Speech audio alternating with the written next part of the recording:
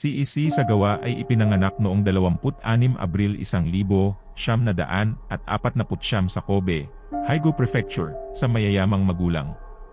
Ang ama ni Sagawa, si Akira Sagawa, ay isang negosyante na nagsilbi bilang presidente ng Kurita Water Industries, at ang kanyang lolo ay naging editor para sa The Asahi Shimbun.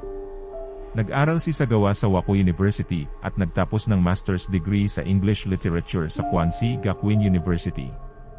Lumipat si Sagawa sa France upang ituloy ang pilosopiya sa panitikan sa Sorbonne sa Paris.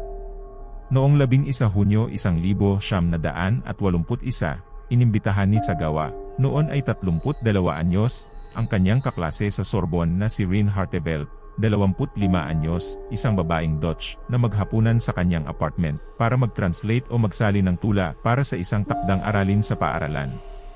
Nagplano si Sagawa na patayin at kainin siya. Napili niya si Hartevelt para sa kanyang kalusugan at kagandahan, mga katangiang naramdaman niyang kulang sa kanya.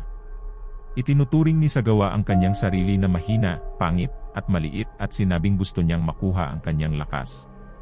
Pagdating ni Hartevelt, nagsimula siyang magbasa ng tula sa isang mesa, habang nakatalikod kay Sagawa nang barilin siya nito sa lig gamit ang isang rifle.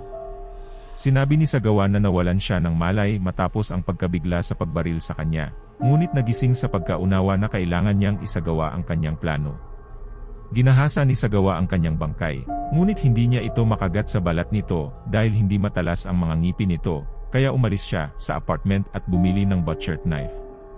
Kinain ni Sagawa ang iba't ibang bahagi ng katawan ni Hartevelt, kinain ang halos lahat ng kanyang dibdib, mukha, paa, hita, at lig, hilaw man o luto, habang iniimbak ang iba pang bahagi sa kanyang refrigerator. Kinuhanan rin ni Sagawa ng mga litrato ang katawan ni Hartevelt sa bawat yugto ng pagkain. Nang magsimulang mabulok na ang mga parte ng katawan ni Hartevelt, ay sinubukang itapon ang mga labi ng bangkay ni Hartevelt sa isang lawa sa Bois de Boulogne Park. Dala ang kanyang mga putol-putol na bahagi ng katawan sa dalawang maleta, ngunit nahuli sa akto at inaresto ng French police makalipas ang 4 na araw. Ang mayamang ama ni Sagawa ay nagbigay ng isang abogado para sa kanyang depensa, at pagkatapos na ma-hold sa loob ng 2 taon habang naghihintay ng paglilitis, si Sagawa ay natagpo ang legal na baliw at hindi karapat-dapat na humarap sa paglilitis ng Pranses na hukom, si Jean-Louis Bruguière, na nag-utos sa kanya na makulong ng walang katiyakan sa isang mental na institusyon. Ang salaysay ni Sagawa tungkol sa pagpatay, at ang mga resulta nito, ay inilathala sa Japan sa ilalim ng pamagat na In the Fog.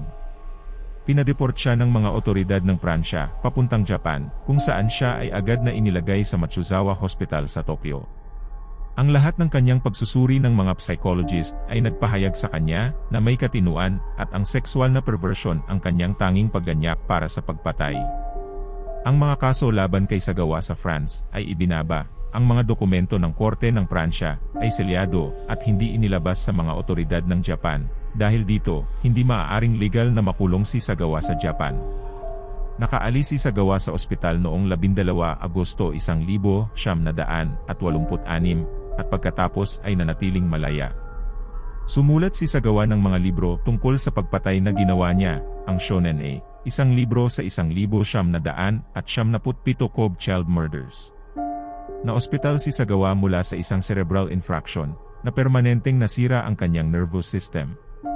Namatay siya mula sa mga komplikasyon ng pneumonia sa isang ospital sa Tokyo, noong 24 Nobyembre 2022 sa edad na 73.